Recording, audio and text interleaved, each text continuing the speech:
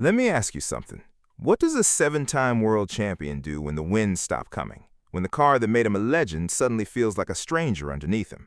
Most people would quietly retire, maybe write a book, do some interviews, and ride off into the sunset collecting appearance fees. But Lewis Hamilton, and I say this with complete respect, is not most people. And what he chose to do, and what many considered his final chapter at Mercedes, was, depending on who you ask, either the most calculated move in modern Formula One history or the most vulnerable thing a racing driver has ever done in public. According to sources close to the paddock and multiple credible reports, Hamilton did not go quietly. He went to war, but not against his rivals, against the sport itself. Now here is the thing that most coverage gets completely wrong. When people talk about Hamilton's final season at Mercedes in 2024, they frame it as a goodbye tour, a farewell lap, a sentimental final dance before the move to Ferrari. And sure, there was emotion involved. This is the man who spent over a decade with a team that helped him become arguably the greatest Formula One driver of all time. But if you dig into what was actually happening beneath the surface of that final campaign, you find something far more interesting.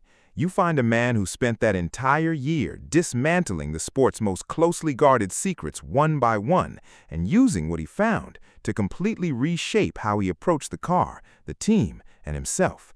And I have to be honest with you, when I first started going down this rabbit hole, I was not expecting what I found. Because there is a version of the Lewis Hamilton story that the mainstream media loves to tell. The one about the fashion icon, the activist, the celebrity, the one that occasionally mentions racing as an afterthought. But the version that is rarely told in full, that is the one about a man who, at the age of 39, sat down in a simulator and started questioning everything he thought he knew about how a Formula One car behaves, why it behaves that way, and whether the answers that had served him for nearly 2 decades were still the right ones. Here is what you need to understand about the era of Formula One that Hamilton found himself in during that final Mercedes campaign. The sport had undergone one of its most dramatic technical revolutions in recent memory with the introduction of ground effect aerodynamics. These are the cars that generate enormous downforce, not from wings and bodywork alone, but the actual floor of the car, the space between the bottom of the chassis and the track surface. In theory, more downforce means more grip, which means faster lap times. In practice, what it also means is that these cars require a fundamentally different driving style. They reward smoothness, they punish aggression, they demand that a driver work with the car rather than forcing the car to work for them. And that is where the problem begins for someone like Hamilton, because his natural driving style, the one that won him 7 world championships, is built on aggression, on confidence at the limit, on the ability to throw a car into a corner, trail the brakes deep, and trust his body to feel the precise moment where the tires are about to give way. That instinctive, almost violent relationship with a racing car had been his greatest weapon for 20 years, and now, according to multiple reports and analysis from technical experts who studied his telemetry data, that weapon had suddenly become a liability. So, what did he do? Did he adapt? Did he change? Did he quietly accept that maybe the sport had moved on and his time had passed? No, he chose to understand. He chose to go back to school in the most literal sense possible. He spent what sources describe as countless hours inside the simulator, not to practice racecraft, not to set up the car for qualifying, but to genuinely understand at a granular, data-driven level exactly where and why he was losing time compared to the reference laps from the car's optimal performance window. Think about that for a second. We are talking about a man who has won more Formula One races than any driver in history, a man who, at his peak, could feel a 0.003 of a second difference in lap time through the seat of his racing suit. And he chose humility. He chose the hard path. He sat down with engineers, he pored over telemetry readouts, he asked questions that many veterans in the sport would consider beneath them, because to ask those questions would be to admit you don't already know the answers. And in Formula One, admitting you don't know something has always felt like showing weakness. Except, here's what the telemetry revealed. Here's what those simulator sessions uncovered. And this is the part that most people don't know, the part that explains everything that came after. Let's talk about braking. And I know, braking sounds like the most boring technical subject you could possibly bring up, but stay with me, because what Hamilton discovered about braking in that final Mercedes season is one of the most fascinating pieces of racing intelligence to come out of the modern Formula One era. And according to reports, it was something the team had been sitting on, perhaps without even fully realizing its significance, for quite some time. In Formula One, braking is not simply the act of slowing down. That's a catastrophic oversimplification. Braking in a modern ground-effect Formula One car. The car is an extraordinarily complex interplay of aerodynamic load, tire temperature, brake disc material, hydraulic pressure, and critically, driver feel. The brake pedal in an F1 car is not connected to a system that behaves the way your car at home behaves. There is no ABS, no assist, no electronic smoothing of your input. What you push is what the car does, which means the materials involved in generating that stopping force matter enormously. And this is where it gets genuinely interesting. According to reports and analysis that emerged from the paddock, Hamilton had developed a very specific concern about the brake disc supplier that Mercedes was using. Now, brake disc suppliers are not something that gets discussed on mainstream sports broadcasts. They are not something that casual fans are aware of. But inside the paddock, inside the engineering bays, the choice of brake disc material is considered one of the sport's most sensitive technical decisions because it directly affects not just stopping power, but the feel of the pedal, the confidence of the driver, and ultimately the speed that a driver can carry into a corner. According to sources, Hamilton had identified that the brake discs being used were not giving him the sensory feedback he needed to drive at the limit. And for a driver like Hamilton, who relies so heavily on feel and instinct, that is not a minor inconvenience. That is a fundamental handicap. Reports suggest that he quietly but firmly pushed for an investigation into alternatives, and what he landed on was a switch to Carbon Industries brake discs, which, according to those same reports, were the exact material specification he had used during the years when he was at his dominant championship-winning best. I want to pause here and give credit where it is due, because this is not a small thing. Getting a Formula One team to change its brake disc supplier mid-campaign is, to put it mildly, a logistical nightmare. It requires sign-off from engineers, from the supplier relationships department, from performance analysts. It requires someone inside the team to be willing to admit that the current specification is not optimal. And it requires a driver who has enough technical knowledge, enough credibility, and enough sheer determination to push that process through. Hamilton, it appears, had all three. The reported result was significant. According to those who have analyzed his subsequent performance data, the switch gave Hamilton something he had been missing: confidence. Specifically, the confidence to carry greater speed into corners, to commit to braking points that had previously felt uncertain, to trust that the car was going to respond the way his instincts were telling it should. In racing, confidence is not a soft, psychological concept. It is a measurable performance variable. A driver who trusts his brakes will brake later. A driver who brakes later will carry more speed. A driver who carries more speed will post faster lap times. It is physics, translated through human nervous systems. But here's the layer beneath that layer, and this is what I find most compelling about the whole story. The brake disc change was not just a technical fix, it was a demonstration of a new approach that Hamilton appeared to be embracing throughout that entire final season at Mercedes. The approach of using data, hard, irrefutable numbers-on-a-screen data, to challenge assumptions that had calcified inside the team over years of working in a particular way. He was not just changing brake discs, he was questioning the culture of assumption that had built up around him, and he was doing it armed with information that made those questions impossible to dismiss. Reports indicate that Hamilton pushed both Mercedes and Ferrari engineers throughout this period to rethink setup philosophies that had historically never been tailored specifically to his preferences. He began demanding that the car come to him rather than adapting himself to the car. And while that sounds simple, even obvious, in practice it represents a significant shift in how a driver interacts with their engineering team. Most drivers, even elite ones, compromise. They find the overlap between their personal driving style and the car's natural performance window, and they live in that overlap. Hamilton, in his final Mercedes season, according to reports, stopped compromising.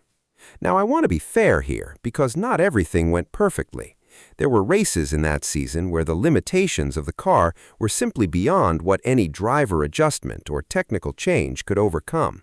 The Mercedes in that period was not the dominant machine it had been during the V6 hybrid era. And Hamilton, being Hamilton, was vocal about those limitations, sometimes in ways that created tension internally, according to various paddock reports. But what is interesting is that even the moments of frustration appear in retrospect to have been purposeful. He was not venting, he was applying pressure. He was creating the conditions that would force change that would eventually follow him to Ferrari. The move to Ferrari was, depending on your perspective, either the most romantic storyline in Formula One history or the most commercially calculated decision since Michael Schumacher drove through the gates of Maranello in 1996. And honestly, it might be both. There is no law that says romance and calculation cannot coexist, especially in a sport where everything, from tire strategy to driver contracts, is simultaneously emotional and ruthlessly analytical. But what makes the Hamilton to Ferrari transition particularly fascinating when you look at it through the lens of everything that happened in that final Mercedes season was that it was not just a change of team, it was a continuation of the same project, the same relentless dismantling of assumptions, the same refusal to accept that the way things had always been done was necessarily the way they should continue to be done. According to reports from the paddock and from those close to The Ferrari technical operation, Hamilton arrived at Maranello with something unusual for a new signing. He arrived with a very clear, data-backed set of demands. He had spent months analyzing his own driving data, understanding precisely where he needed the car to behave differently, and he communicated those needs with a level of technical specificity that sources claim impressed even the most experienced engineers at Ferrari. This was not a superstar showing up and expecting the team to adjust by instinct. This was a superstar showing up with a dossier. And this is where the ground effect era becomes relevant again, because Ferrari, like Mercedes, had been building cars suited to a particular performance philosophy, a philosophy that prioritized aerodynamic efficiency in certain ways, that made assumptions about how a driver would interact with the car's downforce characteristics. Hamilton reportedly challenged those assumptions from day one. He pushed Ferrari's engineers to reconsider setup approaches that had become institutional habits rather than optimal solutions. He asked why certain things were done certain ways, and crucially, he backed those questions with data. Reports suggest that the carbon industry's brake disc specification, the same switch he had pushed for at Mercedes, was part of his technical requirements at Ferrari. This is a telling detail.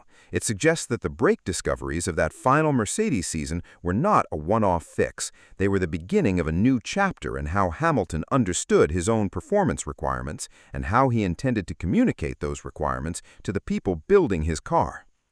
There is something almost counterintuitive about this. We live in an era where older drivers in most sports are expected to adapt to the modern game, not reshape it to suit themselves. A veteran footballer does not demand that the team change its tactical system to match the style he played 15 years ago. A veteran tennis player does not request that the court surface be changed to suit his preferred baseline game. And yet, here is Hamilton, at 39 years old, effectively doing exactly that and getting results. According to sources, the car began responding, the data began moving in the right direction, and the confidence, that crucial performance-driving confidence, reportedly began to return. Now, I want to be transparent about the limits of what we know here, because this is important. Much of what has been reported about Hamilton's technical demands and their specific effects on car performance comes from paddock sources and analysis, rather than official team statements. Ferrari, like all Formula One teams, guards its technical information with extraordinary care. The engineers involved do not give press conferences about brake disc suppliers. Hamilton himself has been careful in his public statements to focus on the emotional and personal dimensions of his Ferrari chapter, rather than the granular technical details. So there is a necessary degree of according to reports and sources suggest attached to some of the specifics here. What is not in doubt, however, is the broader picture. Hamilton made a late career transition that most observers expected to be his swan song, and he approached it with a level of technical engagement and personal reinvention that confounded those expectations. He was not going to Ferrari to retire gracefully. He was going there to compete. And the methods he was using to compete, the simulator hours, the telemetry analysis, the willingness to challenge engineering assumptions, were fundamentally different from the methods he had used to win his first 5, 6, 7 championships. That shift matters because it tells us something about how Hamilton thinks about performance. He is not someone who relies on a fixed toolkit. He is someone who, when the toolkit stops working, goes looking for new tools. And sometimes, as the brake disc story illustrates, the new tool turns out to be something he already knew about, something from years ago, that just needed to be rediscovered in a new context. There is a broader lesson in there somewhere about how elite performance actually works, and I will come back to it later. But first, let us talk about something that does not get nearly enough attention in coverage of Hamilton's late career. Because the technical story, the brakes, the simulator, the telemetry, is only half of it. The other half is the one that Hamilton has been the most open about and also the most guarded about simultaneously, and that is the mental side. Here's a question that Formula One almost never asks out loud. What does it cost to be Lewis Hamilton? Not financially. Obviously, the financial picture is not something that requires our sympathy. But mentally, emotionally, psychologically, what does it actually cost to spend 20-plus years at the absolute summit of one of the most demanding sports in human history under a level of public scrutiny that very few athletes in any sport have ever experienced? I ask that not rhetorically, but genuinely, because according to what Hamilton has said in various interviews and in accounts from people close to him, the mental toll of that final Mercedes season was real, documented, and in some ways the most significant challenge he faced.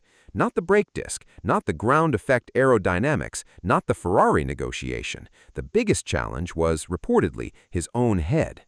Hamilton has spoken with a candor that is genuinely unusual for an active Formula One driver about periods of self-doubt during that final Mercedes season, about moments where the losses, the near misses, the frustrating gaps in performance relative to his teammate made him question things he had never previously questioned.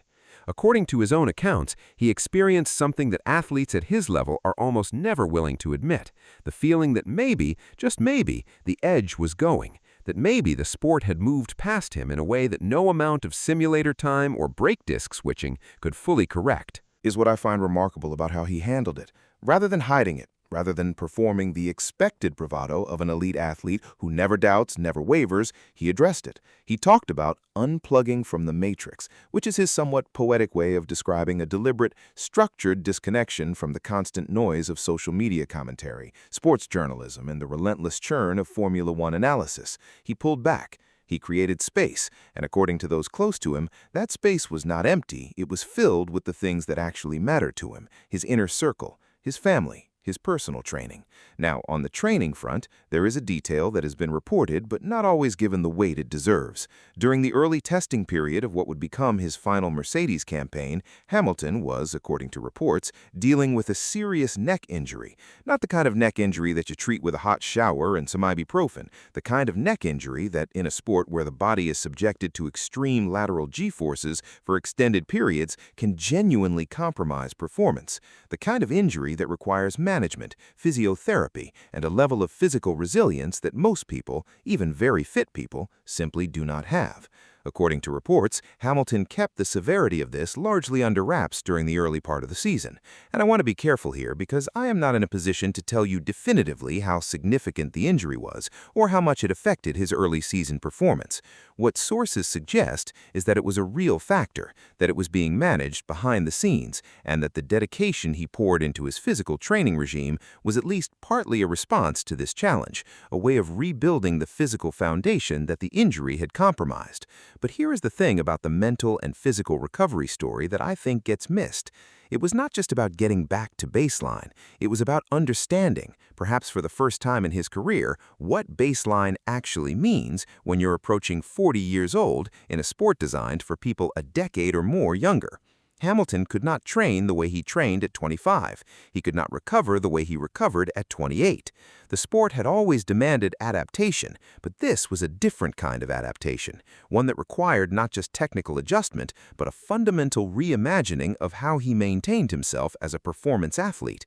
And reportedly, he made that reimagining. He restructured his physical training around the specific demands of the modern ground effect car, cars that are notoriously physically punishing, particularly on the neck and back, precisely because of the way they generate downforce.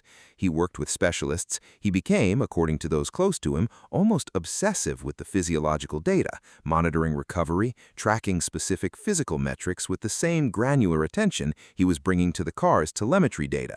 There's a phrase I keep coming back to when I think about this phase of Hamilton's career, and it's not one you'll hear on the official Formula One broadcast. He was doing the invisible work, the things that nobody sees, the 6 a.m. training sessions, the simulator hours that go unfilmed, the conversations with engineers that never make it onto social media.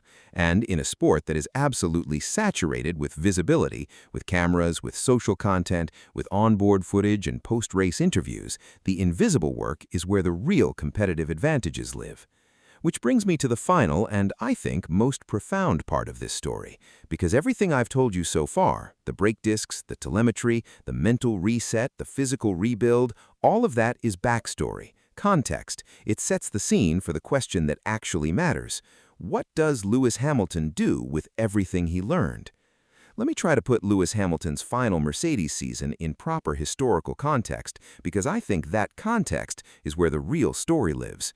We talk a lot in sport about legacies, about what athletes leave behind, about how they'll be remembered. And with Hamilton, that conversation usually gravitates toward the numbers: 7 world championships, the all-time race win record, pole position records, podiums, statistics that are, depending on your perspective, either definitively settled or endlessly debatable, because Formula One is a team sport disguised as an individual competition, and separating the driver from the machinery is one of the sport's great unsolvable arguments. But what that final Mercedes season represents in Hamilton's legacy is something different from the numbers. It represents proof of a very specific kind of intelligence, the intelligence to know that what got you here might not get you there, and to have the courage to do something about it. According to reports and analysis from people who have worked with Hamilton or observed him closely during this period, the willingness to be a student again, to sit in a simulator at 39 years old and genuinely not know the answer, is perhaps the most impressive thing he's done in the last several years of his career. And I say that knowing full well that he's done some extremely impressive things in his career. There's a concept in elite sports psychology sometimes described as the expert's curse, the idea that the more skilled you become at something, the harder it becomes to interrogate your own assumptions about that thing, because those assumptions have been so deeply reinforced by years of success that they've stopped feeling like assumptions and started feeling like facts. Hamilton, according to what we know about his behavior during that final Mercedes campaign, appears to have found a way to break that curse, to look at his own championship-winning instincts and ask, genuinely and with an open mind, are these still right? That's not nothing. In fact, I would argue that's the most underrated skill in competitive sport, and it's relevant not just to racing but to any field where expertise can become its own kind of trap. Now, let's be clear about what Hamilton's Ferrari chapter means in practical terms, because there's a risk of over-romanticizing this narrative. The move to Ferrari is not guaranteed to end in another championship. Ferrari, for all its romantic appeal and historical prestige, has not won a constructors' championship since 2008. The car has to be good enough, the team has to execute enough, and at some point, the physics of age, the reaction times, the physical toll of driving a car that generates enormous G-forces for 90-minute race stints will assert themselves regardless of brake disc specifications or simulator hours. But according to reports from the Ferrari paddock, Hamilton's impact on the team's technical culture has already been notable. The questions he's been asking, the challenges to established setup philosophies, the data-backed demands for change have reportedly created a productive friction inside the Maranello engineering operation. And productive friction in a team that has sometimes been criticized for being too set in its ways is not necessarily a bad thing. There's also something worth saying about what Hamilton's visibility in this space, his openness about self-doubt, about mental wellness, about the psychological demands of elite sport has meant for the culture of Formula One more broadly. This is a sport with a complicated history when it comes to driver mental health. For most of its existence, the emotional landscape of a Formula One driver was expected to remain entirely private, processed internally, never discussed publicly. The image was always one of clinical, robotic focus. Feelings were a liability. Doubt was something you dealt with behind closed doors, if you acknowledged it at all. Hamilton, according to his own accounts and those of people around him, has been part of a shift in that culture. Not single-handedly, there are other drivers on the current grid who have spoken with remarkable honesty about mental health, about pressure, about the psychological toll of their profession. But Hamilton's platform is bigger than almost anyone else's in the sport. When he talks about unplugging and prioritizing well-being and leaning on his inner circle, those words reach a global audience that includes not just Formula One fans, but athletes across every sport who are navigating similar pressures at similar levels of competition. And I think that's important. I think it matters, not because I want to turn a conversation about brake discs and telemetry into a wellness podcast. I promise that's not what this is, but because the technical and the personal are not actually separate stories in Hamilton's case. The mental reset that he reportedly underwent during that final Mercedes season was not separate from the brake disc investigation or the simulator hours. They were part of the same process, the same willingness to look honestly at where things were not working and to do the uncomfortable, invisible work of changing them. There's one final detail I want to leave you with, because I think it captures something essential about Hamilton that the numbers and the narratives sometimes obscure. According to sources familiar with his mindset during this period, Hamilton's primary motivation throughout all of this, the simulator hours, the technical battles, the physical rebuild, the mental work, was not to prove something to critics or to cement his legacy or to match Michael Schumacher's record. It was simpler and in some ways more interesting than that. He just wanted to be fast again. Not famous, not celebrated. Fast. The thing that started all of this. The thing that put him in a go-kart at 8 years old in Stevenage and made everything else possible. According to those close to him, all the complexity, all the data, the engineering battles, the mental work, ultimately came back to that simple, almost childlike desire to push the car to its limit, to carry more speed into a corner than the car thinks is possible, to find the 10th of a second that nobody else found. And honestly, after everything I've just told you, after all the telemetry and brake discs and mental resets and physical rebuilds, I think that's the most Lewis Hamilton thing about this entire story. The relentless, irrational, glorious refusal to stop caring about being the fastest person in the room. That's the secret that doesn't appear on any telemetry readout. That's the thing that 20 years of data cannot fully explain. And at 39 years old, parked in a red car in Maranello, reportedly still doing the invisible work at 6 in the morning, it seems, against all odds and reasonable expectation, that Lewis Hamilton still has it.